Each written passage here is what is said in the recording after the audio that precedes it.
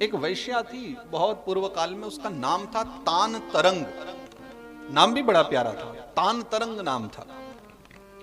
और राजा के दरबार में जाकर के प्रायः सब वो नृत्य किया करती थी। राजा उसको कुछ धन आदि दे दिया करते थे। तो एक बार राजा के मन में आई कि मैं थोड़ी सी कृष्ण लीला का दर्शन करना चाहता हूं। तो उन्होंने उस वैश्या से कहा, राजा ने, कि क्या तुम मुझे थोड़ा सा कृष्ण लीला का दर्शन कराओगे?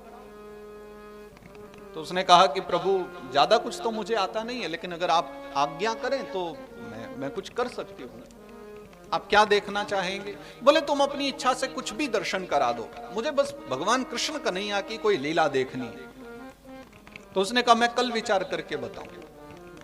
और अगले दिन वो महल में आई और राजसभा में आकर के उसने कहा कि प्रभु मैं आपके सम्मुख भगवान की एक प्यारी सी बाल लीला का दर्शन कराना चाहती हूं, जिस समय भगवान ने अपनी मां यशोदा से चंद्र खिलौना मांगा था। चंद्रमा को देख करके बोले थे कि ये मुझे खिलौना चाहिए। राजा ने कहा ठीक है, आप अभिनय प्रस्तुत करो। वो वैश्या गई और उसने कृष्ण कन्हैया के समान श्रृंगार किया और कृष्ण कन्हैया के रूप में बन करके वो सभा में आई और आकर के उसने फिर एक पद गाया, मैया मैं चंद्र खिलौना ले हूं, मुझे चंद्र खिलौना चाहिए। थोड़ी देर तक वो अभिनय करती रही, गाती रही। राजा को बड़ा प्रिय लगा, कर्ण प्रिय हो गया कि कितनी प्यारी बात है। छोटे से लाला और चंद्रमा को देख करके उसे खिलौना समझ रहे हैं, उसे खिलौने के रूप में मांग रहे हैं। अब जो एक यशोदा मैया बनी हुई, साथ में एक और पात्र था जो यशोदा कर रही थी, जो एक उसने फिर आकर के बहुत समझाया उसको कि लाला ये तो चंद्रमा है, बहुत दूर है, अब रहने दे। लेकिन वैश्या तो मचल गई, बोले नहीं मुझे तो चंद्र खिलौना चाहिए। अब बात इतनी ज्यादा बढ़ गई कि जो पात्र यशोदा का बन करके और उसे समझा रही थी वो भी मना करके थक गई और पीछे हट गई। बोले अभिनय पूरा हो गया, पर ये नहीं मान रही है।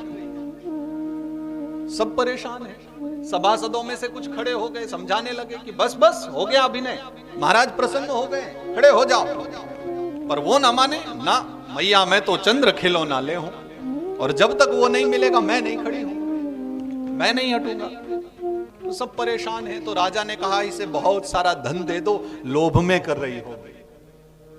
तरह तरह के अशर्फियां डाल दी, तरह तरह का वहां पर धन डाल दिया, पर वो तो मचली हुई है, रो रही है कि मैया मैं तो चंद्र खिलौना ले। और बहुत देर तक रोती रही, अभिनय करती रही। वास्तविकता में अभिनय में खो गई, भूल गई मैं कौन हूं। तब वहां बैठे हुए कोई एक विद्वान वो समझ गए कि अभिनय में ज्यादा ही अंदर उतर चुकी है, इसको धन देने से नहीं हटेगी, अब इसको चंद्र खिलौना ही देना पड़ेगा।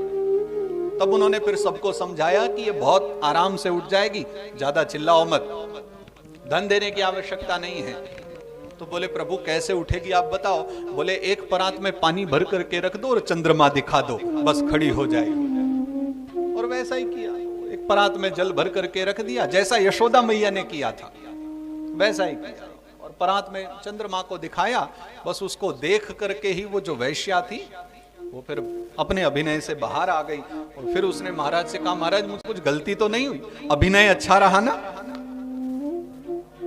महाराज बड़े प्रसन्न हुए, खूब धन दिया उसको। बोले अभिनय में उतर जाओ तो पूरा करो,